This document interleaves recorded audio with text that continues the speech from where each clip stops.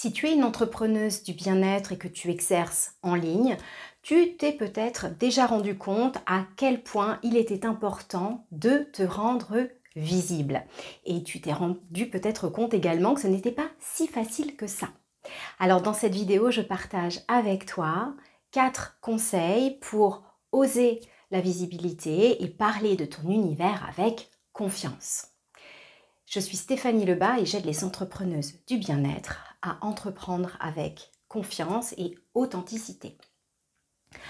Alors le premier conseil, ça va être vraiment de prendre conscience de tes freins internes. Tu peux peut-être te dire « mais non, c'est pas pour moi, je pense que je suis pas faite pour me montrer sur Instagram, etc. » Il y a plein de manières de se montrer, il n'y a pas qu'Instagram, il n'y a pas que les vidéos. Et ce qui est important, c'est de vraiment identifier tes peurs derrière tout ça. Est-ce que ce sont des vrais freins? Est-ce que tu n'es pas faite pour ça vraiment? Ou est-ce que c'est des peurs qui t'empêchent, c'est ton mental qui t'empêche de passer à l'action? Donc tu peux peut-être te dire mais je suis nulle, je ne sais pas quoi dire, je ferai ça beaucoup moins bien que telle personne. Le sujet que j'ai envie d'évoquer, il est déjà beaucoup abordé. Il y a plein de choses qui peuvent venir dans ton mental et qu'il faut venir déconstruire, détricoter et reprogrammer pour que ça t'aide à passer à l'action. Par exemple, si un sujet que tu as envie d'accompagner a été de nombreuses fois abordé, dis-toi que déjà c'est bon signe, ça veut dire qu'il y a de la demande. Et puis, personne ne l'abordera de la manière dont toi tu l'aborderas, avec tes mots, avec ta pédagogie, avec ton énergie. Et au final, c'est ça que les gens achètent. Au-delà du sujet, ils n'achèteront pas si ce que tu dégages ne fait pas écho chez eux et surtout la manière dont tu le dégages. Donc c'est très important, encore une fois, la première étape, c'est de lever tes freins, de prendre conscience de tes freins et puis de t'en libérer.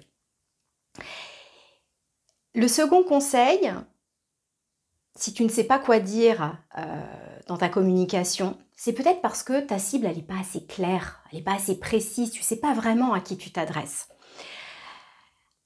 Je prends l'exemple de la gestion du stress que les sophrologues connaissent bien. Si tu veux adresser la gestion du stress, c'est tellement large, c'est tellement galvaudé, c'est pas évident. Par contre, si tu commences à réfléchir à ta cible et que peut-être tu penses, je te donne un exemple, aux mamans débordées qui ont besoin d'organisation, qui sont stressées par leur emploi du temps. Voilà. Et bien tout de suite, tu vas te mettre dans la peau de ta maman débordée, encore plus si tu l'as vécu ou que tu le vis, et puis tu vas dire, mais ma maman débordée qui a le temps de rien, elle a besoin de quoi? Qui est stressée, elle a besoin de quoi pour mieux gérer ses journées? Elle se sent comment? Et là, tout de suite, elle vit comment? Elle n'a pas beaucoup de temps, donc qu'est-ce que je peux lui proposer qui réponde à sa problématique, à son besoin, mais qui aussi prenne en compte le fait qu'elle n'a pas beaucoup de temps. Tu vois? Donc ça, c'est super important. Et tout de suite, plus tu clarifies la personne à laquelle tu t'adresses, tu peux avoir plusieurs cibles, mais plus ton contenu et que tu as envie de lui dire va couler de source.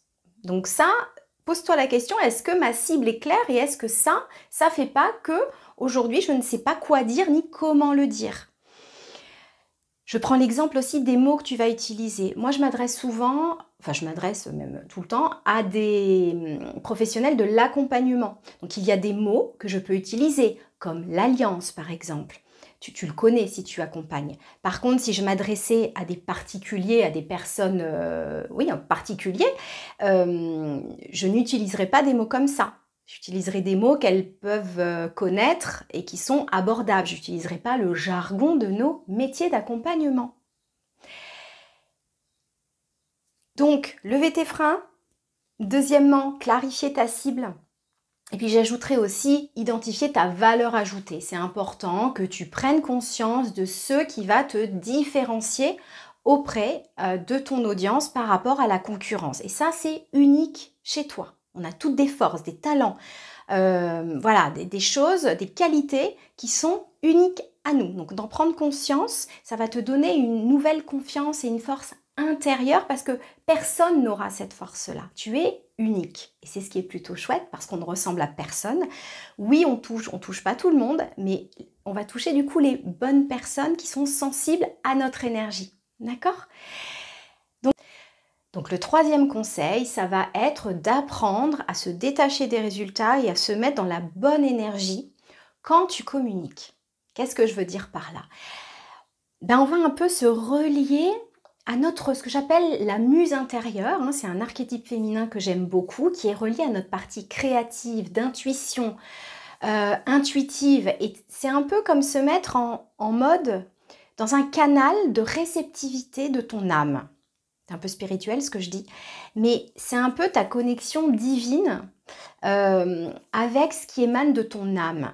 Et ça, c'est chouette parce que quand tu te connectes à ça, tu es rattaché à ta mission de vie, à ce pourquoi tu es faite, et tu te connectes aussi énergétiquement aux personnes qui ont besoin de toi. Donc tu n'es plus dans ta peur, tu n'es plus dans tes résultats, tu n'es plus dans ton mental, tu es dans ton corps, dans ton cœur, dans ton âme, et tu diffuses ces messages, ils te traversent. Et quand tu sais ouvrir ce canal, et notamment il faut apprendre à se relaxer, méditer, il faut apprendre à ce qu'il puisse nous traverser. Si on est trop tendu, si on est trop stressé, ça passe pas. Donc il faut se reposer. Et quand tu arrives à te connecter à ce canal-là, c'est merveilleux. Parce que tu es complètement différente en fait. Tu es plus du tout dans tes peurs, tu es dans la joie, dans le plaisir, connecté aux personnes qui ont besoin de toi et à qui ça fera du bien d'entendre ton message. Donc ça, c'est super important d'arriver à te connecter à ça. La quatrième et dernière étape, conseil, c'est bien sûr le passage à l'action. Il n'y a pas de secret. Plus tu vas faire, plus tu vas passer à l'action, plus tu vas communiquer, plus tu seras à l'aise, plus tu vas apprendre. C'est génial au début de ne pas avoir beaucoup d'abonnés, de followers. Pourquoi? Parce que tu n'es pas visible au début. Donc c'est chouette parce que tu peux t'entraîner et personne va voir. Voilà. Et puis tu sais, les gens, ils sont sensibles à ce dont ils ont besoin d'entendre. Donc un mot qui va faire écho chez eux, ils seront beaucoup plus attentifs que quelque chose qui ne va pas leur parler, ou même si tu as peur de dire une bêtise, ça passera inaperçu. C'est pas grave. Sur le flot de choses qu'on entend chaque jour, il n'y a personne qui va se moquer de toi ou te juger. Tu vois? Et même si ça arrive, ça arrive, ça parle de la personne, ça parle pas de toi.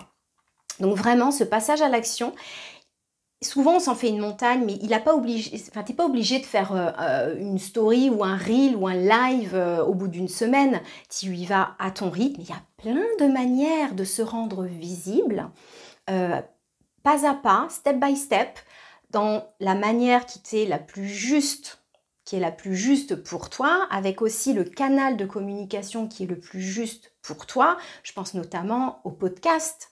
Il n'y a pas que l'image. C'est vrai que l'humain est plus sensible à la vidéo, mais si pour toi, tu as un truc avec ta voix et qu'il y a un truc qui passe dans ta voix, tu peux mettre les podcasts. Et puis sur les réseaux, tu mets quelques photos de toi, ça suffit pour que les gens se connectent à toi. Il y a mille et une manières de se rendre visible et de communiquer avec authenticité. C'est ta manière qui va compter. Il n'y a pas de méthode miracle. Il n'y a rien qui marche à tous les coups parce que c'est encore une fois relié à ton énergie. Donc je récapitule les 4 conseils. 1, ça va être vraiment de te libérer de tes freins, d'en prendre conscience et de t'en libérer.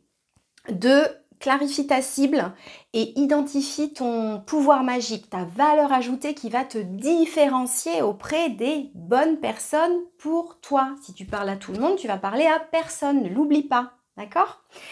3e conseil, ça va être vraiment d'apprendre à te connecter à ta créativité, à ta singularité, à ton intuition, d'accord? À ton inspiration, ok?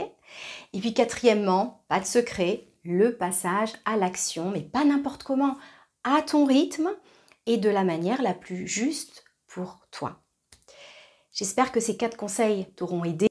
Si tu as besoin d'être accompagné pour oser la visibilité et communiquer un peu plus facilement, je t'invite à découvrir en barre d'infos le lien vers mon nouveau coaching qui s'appelle Show Up et qui va t'aider vraiment à oser la visibilité et puis à communiquer naturellement et avec authenticité auprès des bonnes personnes pour toi.